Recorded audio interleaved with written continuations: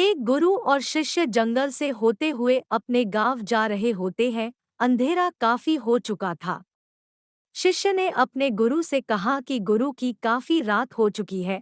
अगर आप कहे तो आज की रात यही आसपास के किसी गांव में गुजार ले। गुरु जी ने अपना सर हिलाया और वो आसपास के गांव में एक छोटे से घर के पास जाकर रुके।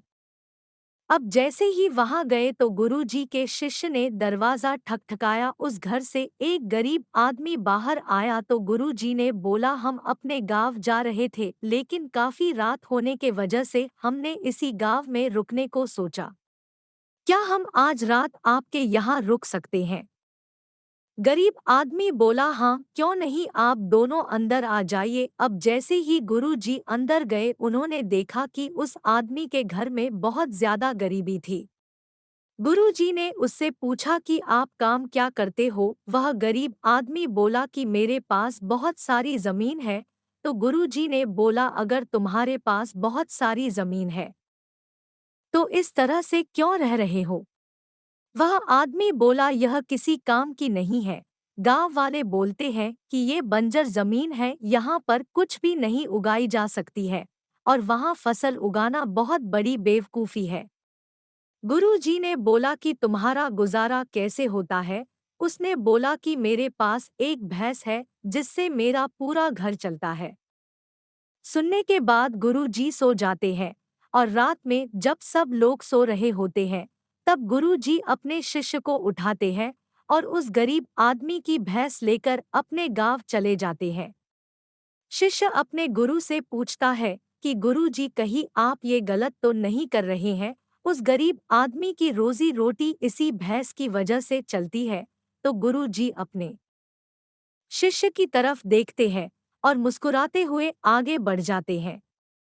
उस बात को तकरीबन 10 साल गुजर जाती है और जो गुरु का शिष्य था वह बहुत बड़ा गुरु बन चुका था। तो एक दिन उन्हें उस गरीब आदमी की याद आती है कि मेरे गुरु ने उस आदमी के साथ अच्छा नहीं किया था, मुझे एक बार चलकर देखना चाहिए कि वह आदमी अब किस परिस्थिति में है। वह शिष्य उस गांव की तरफ जाता है और वहां जैसे ही पहुंचता है तो वह देखता है कि जहां पर उस गरीब आदमी का झोपड़ा था वहां पर एक बड़ा ही आलीशान महल बन चुका था और उस झोपड़ी के बाहर जो बंजर जमीन थी उस पर फल और फूलों के बगीचे थे। तभी उधर से उस घर का मालिक आता है। शिष्य उसे पहचान लेता है और उस आदमी को बोलता है, तुमने मुझे पहचाना? मैं अपने गुरु जी के साथ आया था, हमने एक रात के लिए आपके यहाँ रुके भी थे। वह आदमी उसे पहचान लेता है और बोलता है कि उस रात में आप कहाँ चले गए थे और उस रात के बाद ही मेरी भैंस कहीं चली गई थी। मेरे पास कोई रास्ता नहीं था तो मैंने अपने जमीन पर मेहनत की और फसल निकल आई और आज मैं इस गांव का सबसे बड़ा और सबसे अमीर आदमी बन चुका हूँ।